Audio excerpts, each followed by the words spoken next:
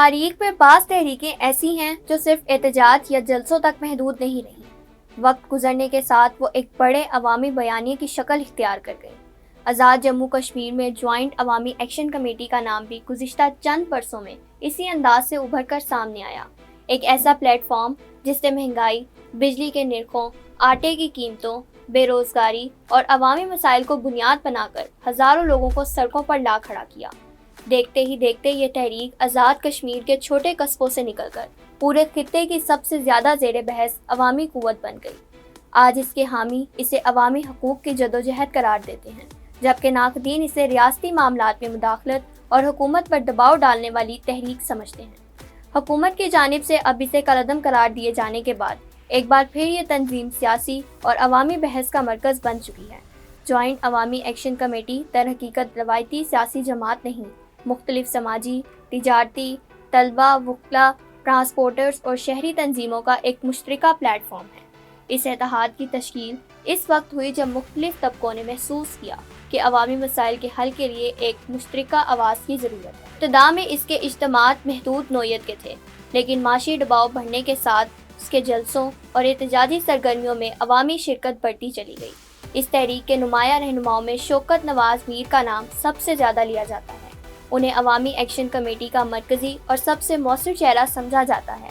مختلف مذاکرات، احتجاجی مہمات اور میڈیا نمائندگی میں وہ پیش رہے۔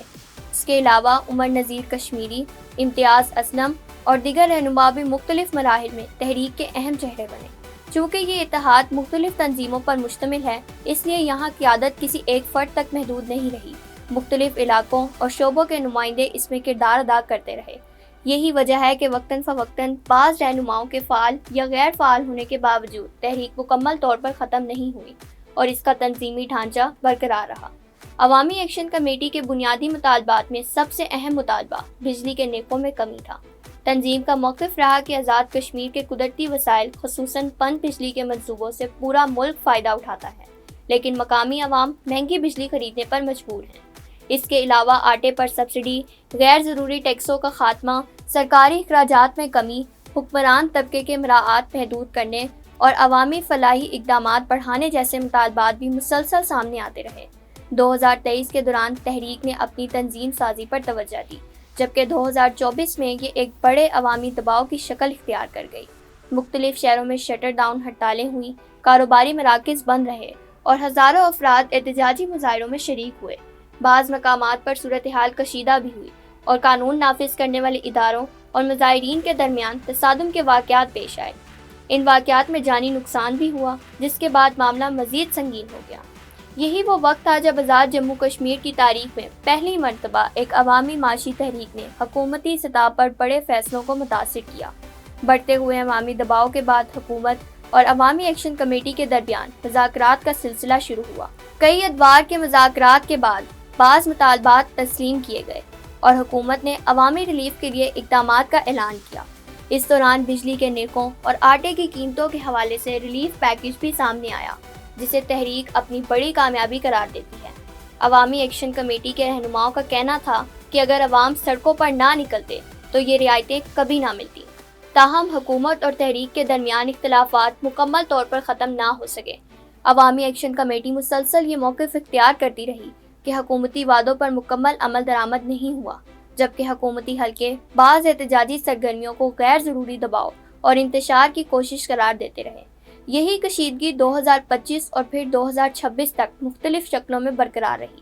حالیہ مہینوں میں عوامی ایکشن کمیٹی نے ایک مرتبہ پھر مختلف مطالبات کے حق میں احتجاجی سرگرمیوں کا اعلان کیا۔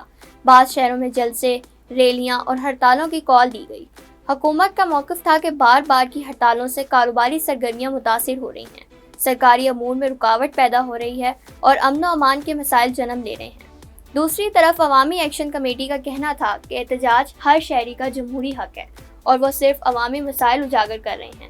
5 جون کو الیکشن کمیشن آزاد کشمیر نے 27 جولائی کو آزاد کشمیر میں انتخابات کا اعلان کیا اور اس کے کچھ ہی دیر بعد جوائنٹ عوامی ایکشن کمیٹی نے 9 جون 2026 کو احتجاج کی کال دے دی۔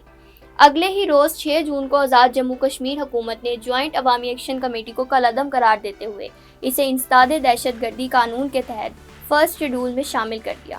حکومتی اعلامیے کے مطابق بعض سرگرمیوں کو ریاستی نظم و نسق، امن و امان اور عوامی زندگی کے لیے خطرہ قرار دیا گیا۔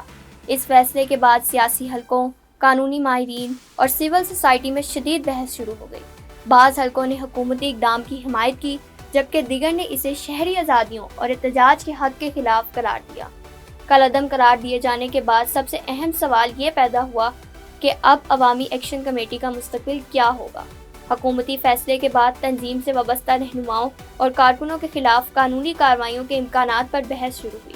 مختلف شہروں میں تنظیم کے حامیوں نے فیصلے پر تحفظات کا اظہار کیا، جبکہ بعض مقامات پر مشاورتی اجلاس اور ہنگامی ملاقاتیں بھی منعقد ہوئیں۔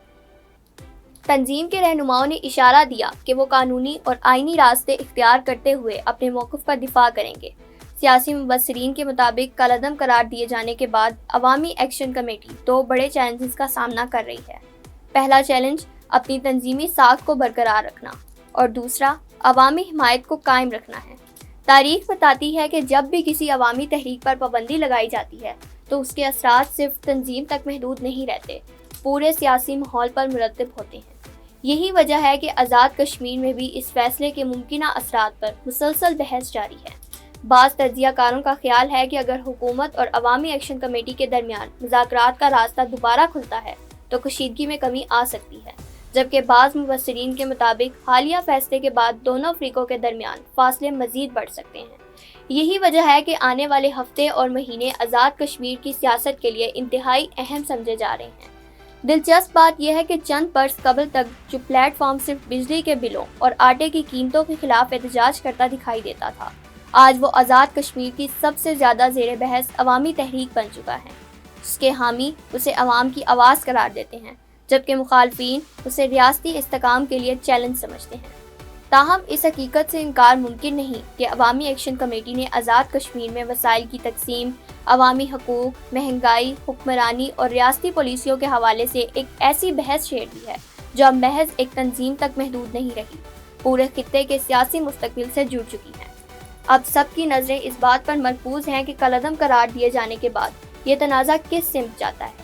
کیا یہ معاملہ عدالتوں، مذاکراتی میزوں اور سیاسی فورمز پر حل ہوگا، یا آزاد کشمیر ایک نئی سیاسی کشمکش کی طرف بڑھے گا؟ آنے والا وقت